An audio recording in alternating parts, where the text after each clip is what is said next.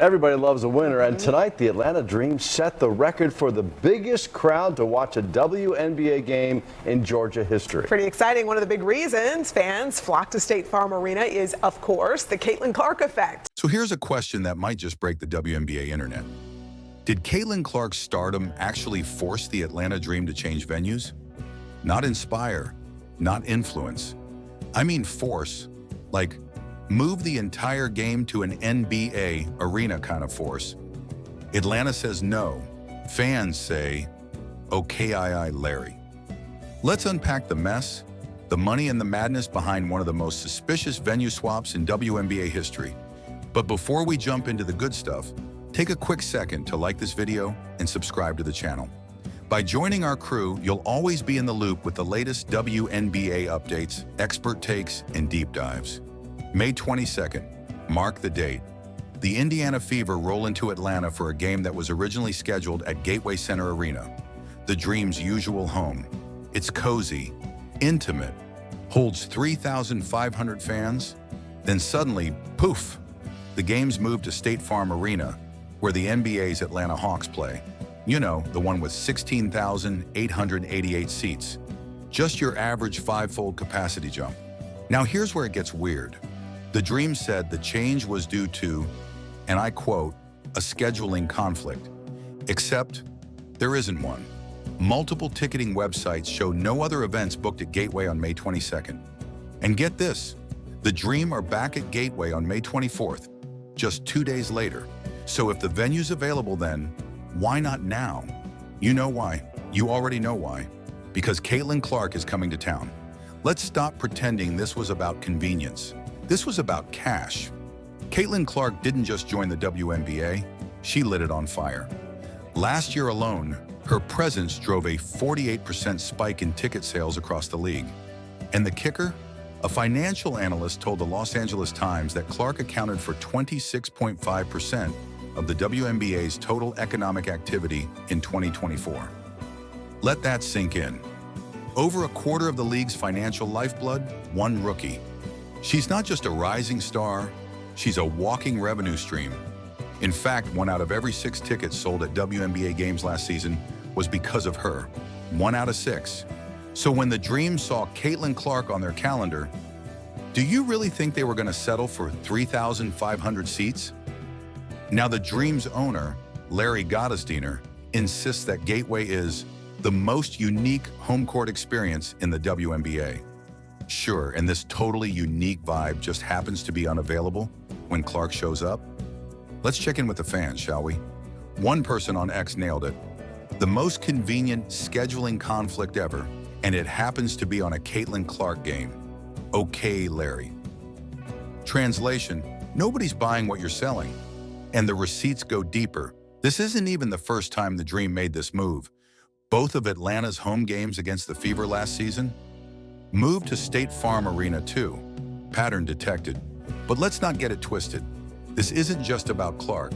The Dream are making moves, big ones. They've sold out season tickets for the 2nd straight year. They hired a new head coach, Carl Smesko, who isn't mincing words. We made it clear we want to compete for a championship. It has the makings for a very special team. And how are they backing that up? With signings like 10 times All-Star Brittany Griner and 3 times All-Star Brianna Jones. But that's not all. According to reports, Atlanta is actively exploring the idea of building their own arena with seating for up to 14,000 fans. Translation? The Dream aren't just chasing headlines, they're chasing legacy. And Clark's arrival gave them a very convenient opportunity to test what a bigger crowd looks and spends like. Clark's influence doesn't stop at the box office. She's reshaping how people play the game too. Just ask Lexi Hull, guard for the Indiana Fever. On the Fieldhouse Files podcast, she spilled the tea on what it's like to play with Clark. Just keeping my hands ready. Keep setting, keep running the floor. I think that's what's so great about playing with really great point guards is you do the hard work and they make the shots easy. So it's really great just trying to get open, get to the best positions I can, and I have confidence that they're going to find me and they have confidence that I'll be in the right spot. So it's really great to kind of keep bouncing off of both of them. It's just keeping my hands ready, keep cutting, keep running the floor. That's what's so great about playing with really great point guards. You do the hard work and they make the shots easy. Hull also worked with Chelsea Gray in the offseason and said both point guards helped her sharpen her instincts. I have confidence that they're going to find me, and they have confidence that I'll be in the right spot. You can't teach that kind of chemistry. It's built, and Clark is at the center of it. And let's give the Fever their flowers. This team didn't just add Clark and call it a day. They signed 6-time All-Star DeWanna Bonner, 2-time All-Star Natasha Howard, and picked up solid guards in Sydney Colson and Sophie Cunningham. New head coach Stephanie White is loving it. We've surrounded our big three with great veteran players who complement them. It puts us in a position to compete. This is no longer the Fever of rebuild mode. This is a team built to go deep into the playoffs, and their back-to-back matchup with the Dream, first in Indy, then in Atlanta, is shaping up to be a can't-miss double feature. The WNBA knows it's sitting on gold right now. They're turning the 2025 draft into a full-blown media spectacle. It's happening on April 14th at the Shed in New York City, broadcast live on ESPN starting at 7:30 p.m. ET with a full pre-show. Fans, yep, they'll be there in person. Orange carpet, of course. Even the Empire State Building is getting in on the action with a lighting ceremony. Last year's draft sold out almost instantly, and that was before Clark had even played a WNBA game. This year, anticipation is through the roof, and the draft class, it's stacked. University of Connecticut star Paige Buckers is expected to go number 1 to the Dallas Wings, who missed the playoffs and desperately need a floor general. She's averaged 19 points, 4.5 rebounds, and 4.9 assists per game, shooting a ridiculous 53.6% from the field. Right behind her, Olivia Miles, the Notre Dame phenom. Seattle's eyeing her as the perfect replacement for All-Star Jewel Lloyd.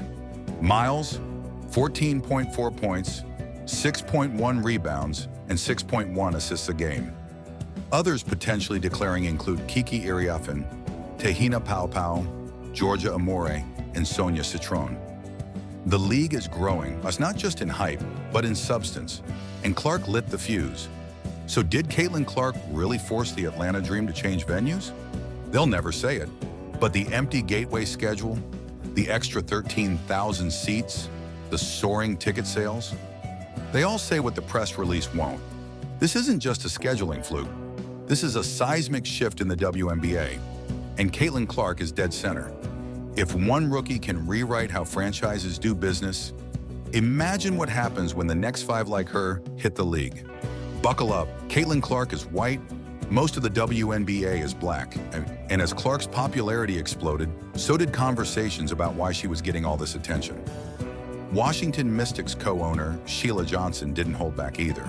In an interview with CNN, she said she'd seen so many players of color that are equally as talented, and they never got the recognition they should have. And then came the Time magazine cover. Clark was named 2024's Athlete of the Year, not just in basketball, in all of sports. Was it deserved? Her rookie season in the WNBA says yes. She averaged 19.2 points, 8.4 assists, and 5.7 rebounds per game. She shattered the rookie scoring record, broke the single-season assist record, made the All-Star team, finished 4th in MVP voting. That's rookie numbers. Yet some voices inside the league said no. Even WNBA legend Cheryl Swoops took issue with Clark's Time cover, arguing it should have gone to the entire WNBA. You're starting to see the pattern here, right? Caitlin Clark was being questioned not because she wasn't performing, but because her success was sparking resentment, and race was undeniably part of the equation. Even WNBA Commissioner Kathy Engelbert chimed in. On CNBC, she made a comparison that raised eyebrows across the sports world. It is a little of that Larry Bird Magic Johnson moment, Engelbert said. 2 rookies came in from a big college rivalry, one white, one black, and so we have that moment with these 2. She was talking about Clark and Angel Reese, and suddenly the rivalry that fans loved didn't feel so innocent anymore. So how did this rivalry even start? Back in college, Clark and Angel Reese went head-to-head in one of the most-watched women's basketball games ever. The media loved it. One was the fire-shooting white girl from Iowa, The other, a fierce, unapologetic black star from LSU. The contrast was easy to sell, and the media did what it always does. They spun a narrative. But Cheryl Miller, she's not buying it. She brought some on herself, Miller said of Clark. She's cocky for a good reason, but the media had their narrative, and I was pleased and proud to see that the narrative wasn't the truth. And that's a wrap. So what do you think? If Caitlin Clark is shaking things up this much, what does that mean for future rookies entering the WNBA? Are we about to see a new era where star power dictates venue choices? Also, how do you feel about the Dream potentially building their own arena? Could that change the landscape of the WNBA in Atlanta? And let's talk about the Fever. Do you think they have what it takes to compete now with their new roster? Will they be the team to watch this season? I want to hear your thoughts on all of this. And hey, if you enjoyed this video, don't forget to smash that like button and subscribe for all the latest WNBA updates, expert insights, and juicy drama. Trust me, this season is just heating up, and you won't want to miss what's next. Catch y'all in the next one.